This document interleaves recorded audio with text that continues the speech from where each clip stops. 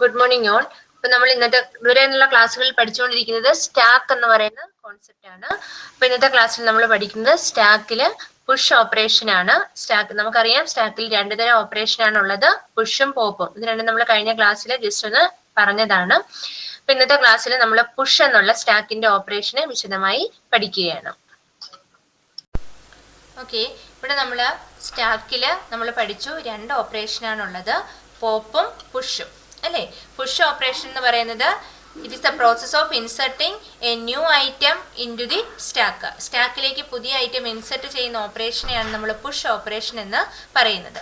അപ്പോൾ ഇവിടെ ഒരു എക്സാമ്പിൾ നമ്മൾ എടുത്തു വെച്ചിട്ടുണ്ട്. സ്റ്റാക്ക് ഇംപ്ലിമെന്റ് ചെയ്യാൻ നമ്മൾ അരയാണ് ഉപയോഗിക്കുന്നതെന്ന് മുന്നേ ടീച്ചർ പറഞ്ഞു കഴിഞ്ഞു. അപ്പോൾ ഇവിടെ ഒരു എം ടി സ്റ്റാക്കാണ് എടുത്തു വെച്ചിരിക്കുന്നത്. എന്തുകൊണ്ടാണ് ഈ സ്റ്റാക്ക് എം ടി എന്ന് നമുക്ക് മനസ്സിലാകുന്നത്? ടോസിന്റെ വാല്യൂ -1 ആണ് അല്ലേ. അപ്പോൾ ടോസിന്റെ വാല്യൂ -1 ആണെങ്കിൽ സ്റ്റാക്ക് എം ടി ആണ്, സ്റ്റാക്കിൽ യാതൊരുവിധ ഐറ്റംസ് ഒന്നും തന്നെ ഇല്ല. ഇത്രയും ക്ലിയർ ആയല്ലോ? ഓക്കെ, ഈ പിക്ചർ നോക്കിയാൽ നമുക്കറിയാം നമ്മൾ സ്റ്റാക്കിലേക്ക് ഒരു പുതിയ ഐറ്റത്തെ ഇൻസർട്ട് ചെയ്യാൻ ശ്രമിക്കുകയാണ്. 25 എന്നുള്ള ഒരു എലമെന്റിനെ സ്റ്റാക്കിലേക്ക് ഇൻസർട്ട് ചെയ്യുകയാണ്. അപ്പം സ്റ്റാക്കിലേക്ക് ഇൻസർട്ട് ചെയ്യുമ്പോൾ, ഫസ്റ്റ് ഐറ്റത്തെ ഇൻസർട്ട് ചെയ്യുമ്പോൾ സ്റ്റാക്കിൽ ആദ്യം ടോസിന്റെ വാല്യൂ -1 ആണ്. അപ്പോൾ നമുക്കറിയാം ഒരു ഐറ്റം ഇൻസർട്ട് ചെയ്യണമെങ്കിൽ ടോസിന്റെ വാല്യൂ എന്താവണം? ഒന്ന് ഇൻക്രിമെന്റ് ചെയ്യണം. Tos equal to tos +1. ടോസിന്റെ വാല്യൂ ഒന്ന് ഇൻക്രിമെന്റ് ചെയ്യുന്നു. Stack of tos equal to 25. Stack of ടോസിലേക്ക് 25 എന്നുള്ള എലമെന്റിനെ ഇൻസർട്ട് ചെയ്യുന്നു. അപ്പൊ ടോസിന്റെ വാല്യൂ എന്തായി? -1 + 1. ടോസിന്റെ വാല്യൂ 0 ആയി. അപ്പൊ 0th പൊസിഷനിലേക്ക് 25 എന്നുള്ള എലമെന്റിനെ ഇൻസർട്ട് ചെയ്തു. ഓക്കെ, നെക്സ്റ്റ് അടുത്ത ഒരു ഐറ്റത്തെ നമ്മൾ വീണ്ടും ഇൻസർട്ട് ചെയ്യാൻ ശ്രമിക്കുകയാണ്. അപ്പൊ ടോസ് 0ൽ 25നാണ് പോയിന്റ് ചെയ്തിരിക്കുന്നത്. അടുത്ത 34 എന്നുള്ള ഒരു ഐറ്റത്തെ നമ്മൾ ഇൻസർട്ട് ചെയ്തു സ്റ്റാക്കിലേക്ക്. അപ്പോഴെന്തായിരിക്കും സംഭവിക്കുക? Tos equal to tos +1. ടോസിന്റെ വാല്യൂ 1 ഇൻക്രിമെന്റ് ആകുന്നു, മീൻസ് 1 എന്നുള്ള പൊസിഷനിലേക്ക് മാറുന്നു. Stack of tos equal to 34. ആ ടോസ് ഇരിക്കുന്ന പൊസിഷനിലേക്ക് 34 എന്നുള്ള എലമെന്റിനെ പുട്ട് ചെയ്തു. അപ്പൊ സ്റ്റാക്ക് ഒരു എലമെന്റ് കൂടി ഇൻസർട്ട് ചെയ്തു സ്റ്റാക്കിലേക്ക്. അപ്പൊ ടോസിന്റെ വാല്യൂ 1 ആയി. അപ്പൊ ടോപ്പ് പൊസിഷൻ 1 ആണ് ഇൻഡിക്കേറ്റ് ചെയ്യുന്നത്. ഓക്കെ, നെക്സ്റ്റ് നമ്മൾ വീണ്ടും ഒരു എലമെന്റിനെ ഇൻസർട്ട് ചെയ്യാൻ പോവുകയാണ്. 18 എന്നുള്ള എലമെന്റിനെ സ്റ്റാക്കിലേക്ക് ഇൻസർട്ട് ചെയ്യുന്നു. അപ്പൊ അങ്ങനെ ഇൻസർട്ട് ചെയ്യണമെങ്കിൽ ടോസ് ഈക്വൽ ടു ടോസ് +1. നേരത്തെ ടോസിന്റെ വാല്യൂ 1 ആയിരുന്നു. 1ൽ നിന്ന് 1 ഇൻക്രിമെന്റ് ചെയ്തു. ടോസിന്റെ വാല്യൂ 2 ആയി.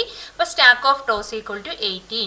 സ്റ്റാക്ക് ഓഫ് ടോസ് എന്ന് പറയുന്ന സ്റ്റാക്കിന്റെ ടോപ്പ് പൊസിഷൻ ഇപ്പൊ 2ലാണ് നിൽക്കുന്നത്. ആ 2 എന്നുള്ള പൊസിഷനിലേക്ക് നമ്മൾ 18നെ കൊണ്ടുവന്ന് പുട്ട് ചെയ്തു. അപ്പൊ 34ന്റെ മുകളിൽ 18 എന്നുള്ള എലമെന്റ് പുട്ട് ചെയ്തു. ഇപ്പൊ ഏറ്റവും ടോപ്പിലുള്ള എലമെന്റ് ആരാണ്?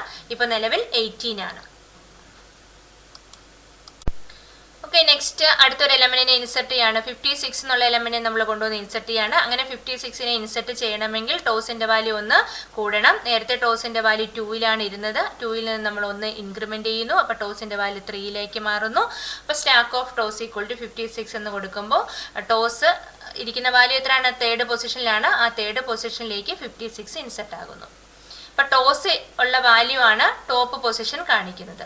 അപ്പൊ ടോസിന്റെ വാല്യൂ ഇപ്പൊ 3 ആണ്. അപ്പൊ 3rd ആണ് ടോപ്പ് പൊസിഷൻ. 3ഡിലെ വാല്യൂ എന്ന് പറയുന്നത് 56 ആണ്. ഇപ്പൊ സ്റ്റാക്കിൽ ഏറ്റവും ടോപ്പിലിരിക്കുന്ന എലമെന്റ് ആരാണ്? 56 ആണ്. ഇങ്ങനെയാണ് നമ്മൾ 1 by 1 ആയിട്ട് ഓരോ എലമെന്റുകൾ സ്റ്റാക്കിലേക്ക് ഇൻസർട്ട് ചെയ്യുന്നത്. അപ്പൊ ഒരു എലമെന്റിനെ ഇൻസർട്ട് ചെയ്യണമെങ്കിൽ നമ്മൾ ആദ്യം എന്താ ചെയ്യേണ്ടത്? ടോസിന്റെ വാല്യൂ ഫസ്റ്റ് ഇൻക്രിമെന്റ് ചെയ്യുന്നു. എന്നിട്ട് stack of tos equal to that value. Stack of ടോസിലേക്ക് ആ വാല്യൂവിനെ ഇൻസർട്ട് ചെയ്യുകയാണ്. ഓരോ തവണയും സ്റ്റാക്കിലേക്ക് എലമെന്റ് പുട്ട് ചെയ്യണമെങ്കിൽ അല്ലെങ്കിൽ പുഷ് ചെയ്യണമെങ്കിൽ ടോസിന്റെ വാല്യൂ ഫസ്റ്റ് 1 ഇൻക്രിമെന്റ് ചെയ്യുന്നു. Tos equal to tos +1.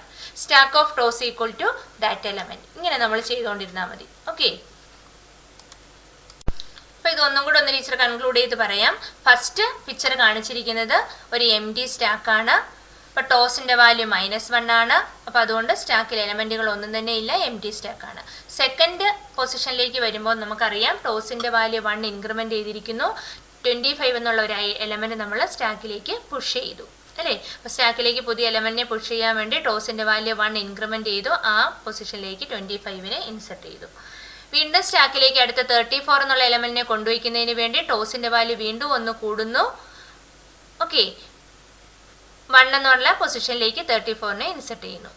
വീണ്ടും അടുത്ത പിക്ചർ നോക്കിയാൽ 18 എന്നുള്ള എലമെന്റിനെ കൊണ്ടുവയ്ക്കുന്നതിന് വേണ്ടി വീണ്ടും ടോസിന്റെ വാല്യൂ 1ൽ നിന്ന് നമ്മൾ 2ലേക്ക് മാറ്റുന്നു. അപ്പൊ stack of tos equal to 18 ആക്കി. 18 എന്നുള്ള എലമെന്റ് സ്റ്റാക്കിന്റെ ടോപ്പിൽ കൊണ്ടുവച്ചു. വീണ്ടും അടുത്ത 56 എന്നുള്ള എലമെന്റ് ഇൻസെർട്ട് ചെയ്യുന്നതിന് വേണ്ടി ടോസിന്റെ വാല്യൂ വീണ്ടും ഒന്ന് ഇൻക്രിമെന്റ് ചെയ്ത് 2-ൽ നിന്നും 3-ലേക്ക് മാറി. ഓക്കെ, ആ 3-ലേക്ക് തേർഡ് പൊസിഷനിലേക്ക് 56 എന്നുള്ള element stack of tos equal to 56 എന്ന് കൊടുക്കുമ്പോൾ ആ തേർഡ് പൊസിഷനിൽ 56 എന്നുള്ള എലമെന്റ് ഇൻസെർട്ട് ആയി. ഇങ്ങനെ നമുക്ക് 1 by 1 ആയിട്ട് ഓരോ എലമെന്റുകൾ ഇൻസെർട്ട് ചെയ്യാം. ഒരു എലമെന്റ് ഇൻസെർട്ട് ചെയ്യുമ്പോൾ ആദ്യം എന്താ ചെയ്യേണ്ടത്? Tos equal to tos plus 1, ടോസിന്റെ വാല്യൂ ഒന്ന് ഇൻക്രിമെന്റ് ചെയ്യുന്നു, അവിടേക്ക് ഒരു എലമെന്റിനെ പുഷ് ചെയ്യുന്നു.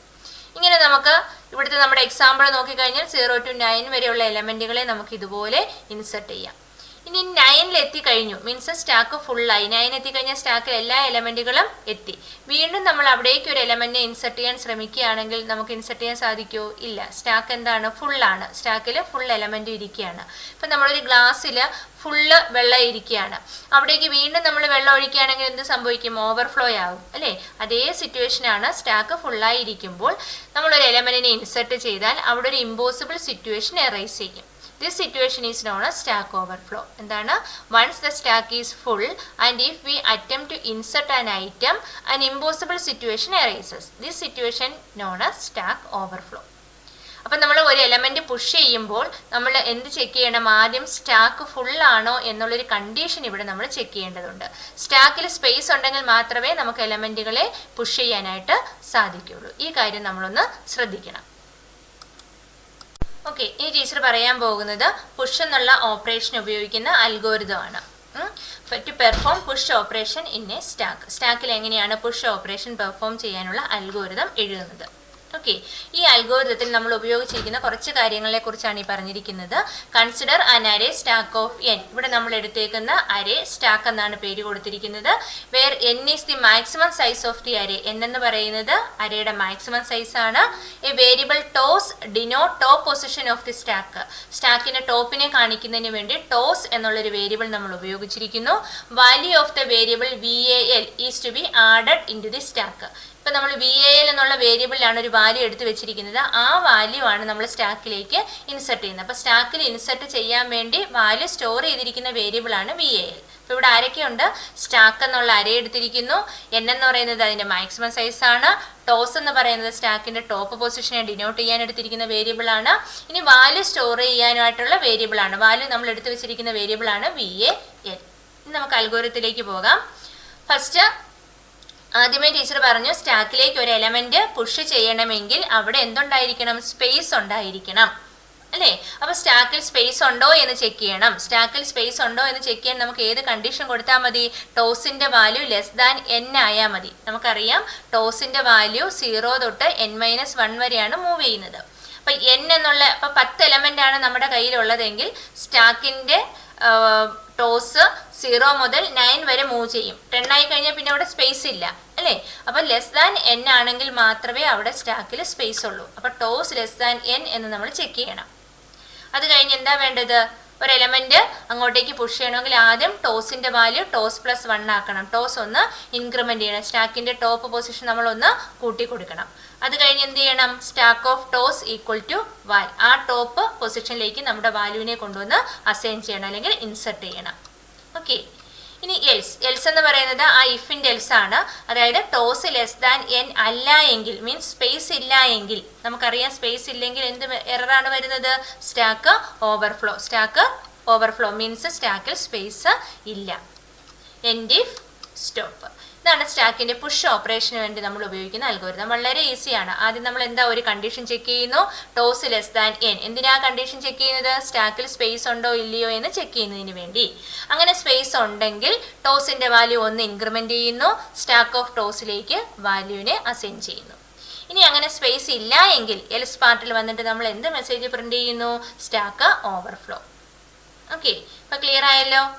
ഈ അൽഗോരിതം പുഷിന്റെ അൽഗോരിതമാണ് ഇത്. ഓക്കെ.